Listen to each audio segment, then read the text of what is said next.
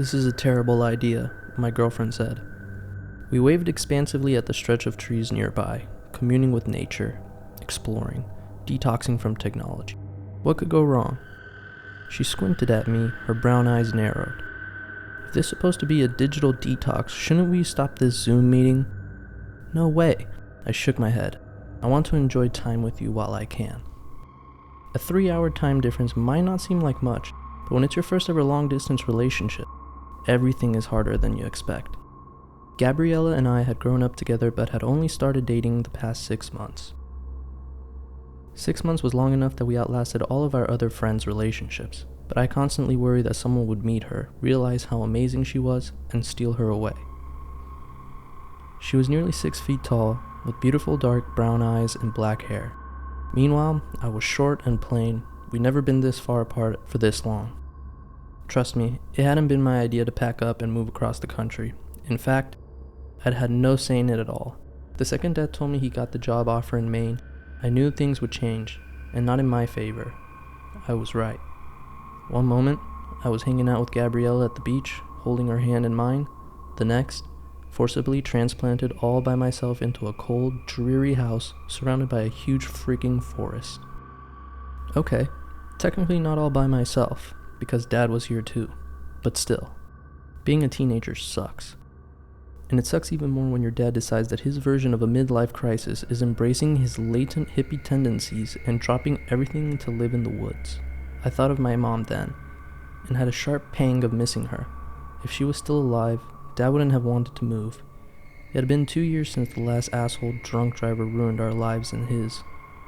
2 years, but it felt like she died just yesterday. I'd think I was okay, and then something would remind me of her, and I'd miss her all over again. To distract myself from my thoughts, I pointed at a suspicious-looking bush. "Is that a patch of poison ivy?" Gabriella rolled her eyes. "Not everything is poison ivy. Hey, not everyone is a Girl Scout, Eagle Scout, whatever you were." Henry David Thoreau, I was not. Unlike Gabriella, I'd be happy to stay indoors with a bag of popcorn and a good Netflix show for the rest of my life. I never understood the appeal of camping, or even hiking. No plumbing, poison ivy, poison oak, mosquitoes, gnats, and bears. No thanks. And ticks? I frowned at her. What are ticks? They're parasitic bugs that feed on blood, and they can give you Lyme disease. Ugh, I promptly made the decision to never go outside, ever again. Alright, I'm out. Do you want to stay up late and watch the ritual together? Gabriella said something, but the Zoom call glitched momentarily, freezing her face into a pixelated blur. I tried waving my phone around as if that would help. "Babe, you're breaking up. I can't hear you." I was about to say more when I heard it.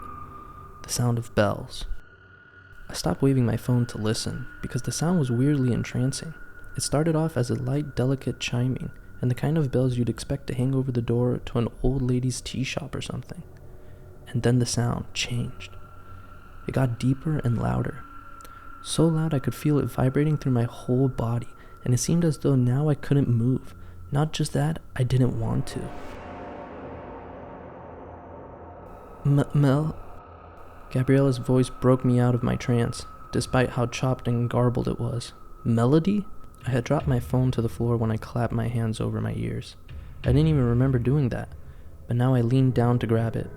There was a huge crack across the screen that split Gabriella's face in half, rendering into something strange and unknown. Abruptly, the call ended. Panic and fear crashed over me. I was suddenly horribly, dreadfully afraid. But why? The sound of the bells had changed again.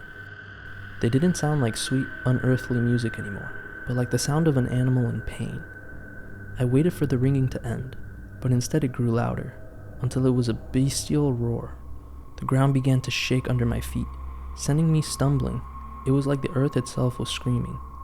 I blundered away from the sound of the bells, running away without knowing where I was going. All I knew was that I needed to get away. I passed countless trees that looked all the same to me. I jumped over fallen logs and ducked under low branches. At one point, I tripped and landed on my hands and knees, only to scramble back up without a pause. I ran until there was a stitch in my side and I could barely breathe. Finally, my body forced me to stop. I looked around myself as I gasped for breath. Fuck. it didn't look anywhere familiar, and there was something different about my surroundings. A subtle difference. I couldn't put a finger on it. Like asking someone to puzzle out like one of those optical illusions where you could see both a vase and two faces at the same time. The trees were wrong, but I didn't know why. I pulled out my phone. It was like 42% battery, but there was no signal. Of course. How worse could my luck get? I pulled up a text message and prepared to send it to 911. I read somewhere that you could text them and it would go through when there was a signal again. My fingers were actually hovering over the send button when I paused, uncertain. What the fuck had just happened? What had happened was some dipshit in the woods, thinking he was by himself, decided to blast some weird YouTube video. Stupidly, I got spooked. I tried to articulate to myself why the sound had become so scary, but I couldn't.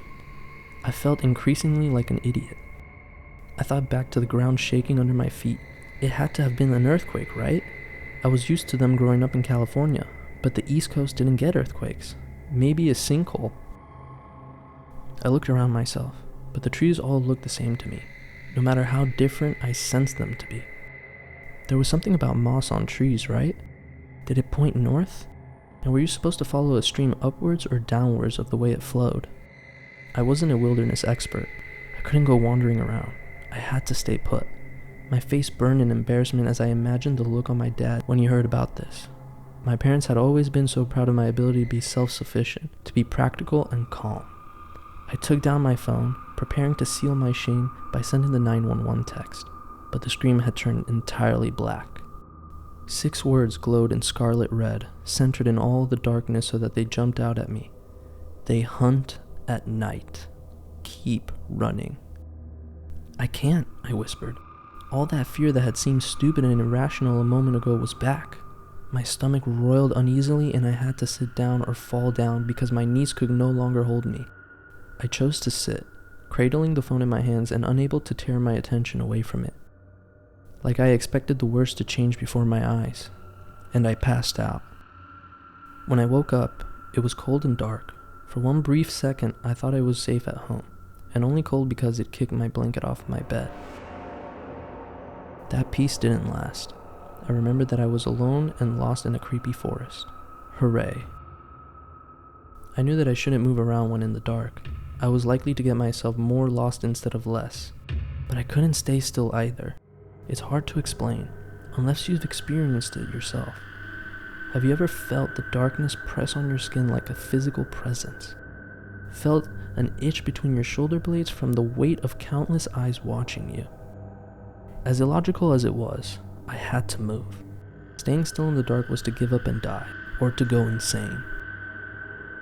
I understood now the legend of Prometheus, why he had pitied humans and risked everything to steal fire for us. It wasn't just food that fire gave us, but light.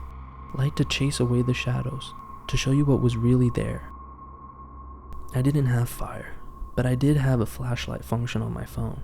It worked even though the light was weak and barely there. And even though my screen was still entirely black, was it possible I had hallucinated those words? I kept moving forward, unable to see anything past the beam of my flashlight. I don't know how long I got stumbled through the darkness, only that at some point I realized that the darkness had lightened somewhat. And then I saw that there were less trees around me, and I didn't need my flashlight anymore. I clicked it off looking up in the sky. 3 moons hung there, full and silver. I blinked, rubbed my eyes, shook my head, but there were still 3 moons. And the more I stared at them, the more they seemed like the blank eyes of some giant dead creature, staring back at me. I have a head injury, I thought. Maybe that's why I passed out for so long too. Was having brain damage better or worse than a psychotic break? I didn't know.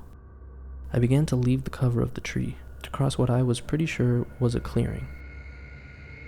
But the sound of bells ringing came again. Some inner instinct, one that I've had slumbered while the dream of civilization wrapped me with its cocoon, told me not to move.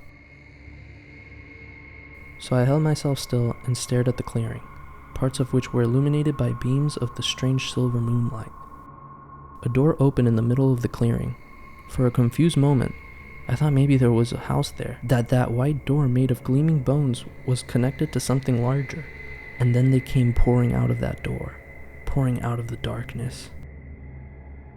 Their skin glowed in the darkness, white and corpse pale. Some of them scuttled forward on 2 legs, others on 3 or 5 or 8. I couldn't make out their faces in the darkness, and for that I was glad. What little I could see was awful enough. At first, I thought once more that there was a house in the clearing, and that there were Christmas lights strung all around it. But no, it was their eyes. Nothing human had eyes like that. Their eyes glowed red, green, yellow. I could see groups of them clustered together like the eyes of some giant spider. When I dropped my gaze down to the shadows they cast, I saw that some of their lower faces writhed, like the mandibles of a praying mantis. Others had strange, limb-like appendages on their faces that cast shadows on the ground that waved and curled. I knew I should move, but I didn't want to draw the attention of these things.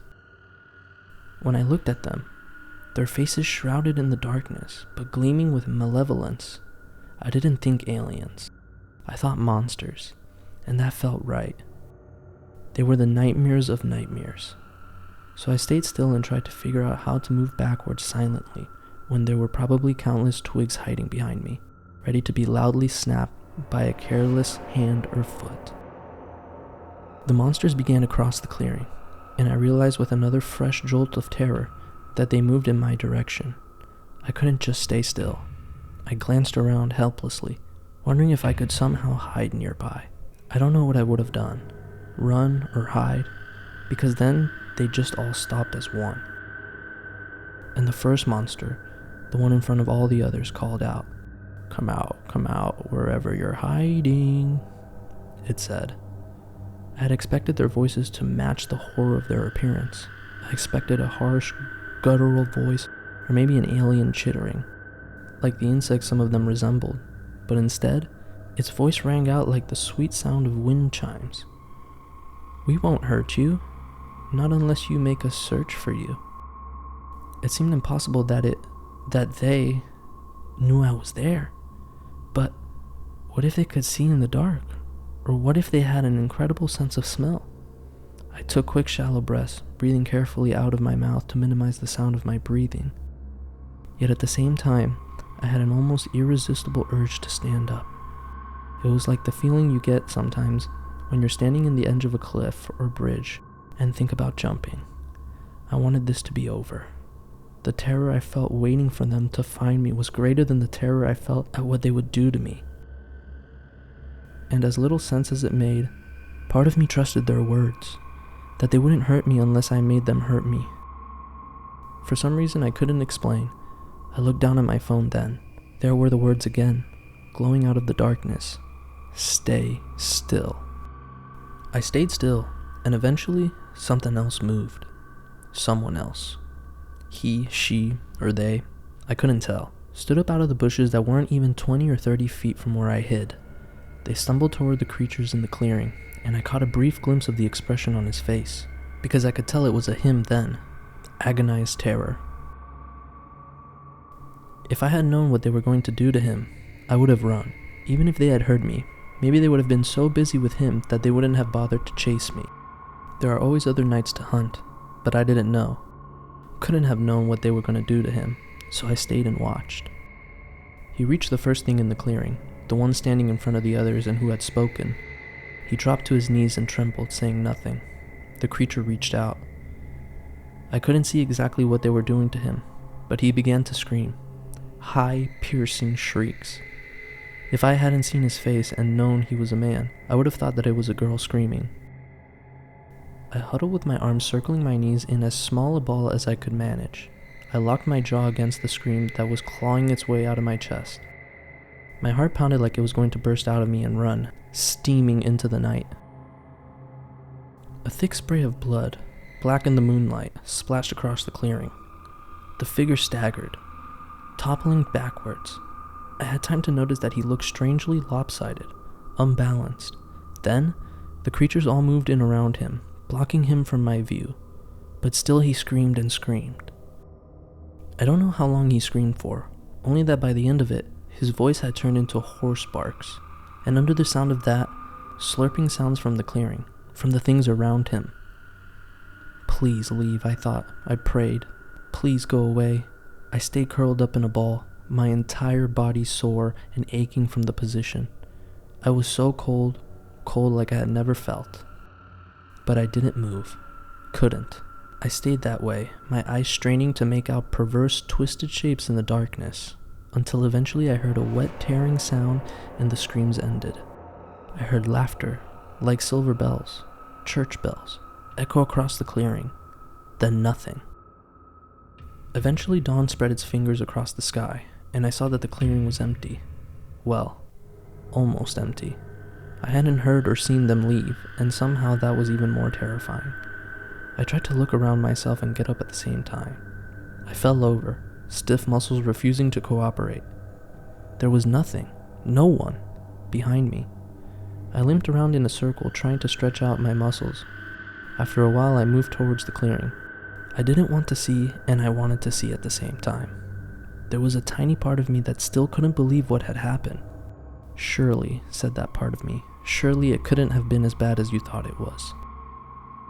When I saw him, I didn't know at first what I was looking at, because it wasn't human. It was a pile of meat decorated with glistening organs. Ropes of intestines spilled out of that pile of flesh, and I saw that it soaked the grass below in a deep red. The blood was still wet and fresh, and the metallic smell of it clung to me. I kept trying to make it make sense, but there was nothing I could make sense of. Nothing of it resembled the human body, or even limbs or hands or feet. Those things had reduced him to a red ruin. I threw up right beside him, unable to stop myself. The thought that I was desecrating what remained of him just made me throw up even more. It wasn't until I'd thrown up everything my stomach held that I was able to get up. I walked away calmly. I could still see that pile of flesh every time I closed my eyes, but I kept going. My throat burned, both from throwing up and from thirst. The fear had made me forget how thirsty and hungry I was, but now it was back. Everywhere I turned, the trees looked the same as each other, and I couldn't hear the sound of running water anywhere. I suddenly knew with a bone-deep certainty that I was going to die. If the things from last night didn't get me, I'd die of dehydration. I was only 16, too young to die, but I was going to. I thought of my dad and told myself not to cry, that would just make my dehydration worse, and I cried anyway. I couldn't stop myself. I sank against the nearest tree and sobbed so hard that I tasted blood in my throat. My phone buzzed in my hand. I looked at it on instinct, and even through the tears, I saw the words, "Stream on right. Keep going." I tried to type something in response, but there was no keyboard under my fingers, nothing I could press. I held the power button, cursing myself for not thinking of that sooner. But that didn't work either. The frustration mounted, and I thought very seriously about throwing the phone into the woods. Instead, I held the phone close to my face, as if I was talking to someone. Who are you? What the fuck is going on? I looked down at my phone and saw that the words had changed. I guess I should have been scared, or worried, but I was so exhausted that I didn't feel anything at all. When reality thins, doors open. How do I get out of here? The words didn't change, so I tried again. What were those things? They hunt. Yeah, I fucking got that. I heaved in one shaky breath after another. How do I get away from them? The sound of bells will warn you. Okay. I laughed, and even through my exhaustion I could hear the edge of my hysteria in it. It sounded like the laugh of someone unhinged, so I stopped. How do I get out of here? When reality thins, doors open. I did throw my phone then. It bounced off a tree and shot into the woods. Then, I heard the sound of my phone ringing and ran towards it, dropping down to my hands and knees, desperately shuffling through the leaves until my hand touched cold metal. Hope burned inside of my chest, like glowing embers. Hello? I practically screamed the words, and my throat reminded me anew of how much it hurt. There was a loud burst of static, and I held it away from myself, wincing. Melody? It was a woman's voice, one I knew very well. I nearly dropped my phone. "Mom?" I whispered. "It couldn't be her. She was dead. She was dead." "Melody, you have to..." A burst of static. "Find the door." "Please help me, Mom." I was crying again, so hard that I almost couldn't speak. "I need help." Door. The call ended. I stared at my phone waiting, but there was nothing else. No words, no phone call. Had that really been my mom? It sounded like her, but she was dead. She had died 2 years ago. So much ground meat from the car crash. I got up, the phone clenched in my left hand so tightly that my fingers were numb.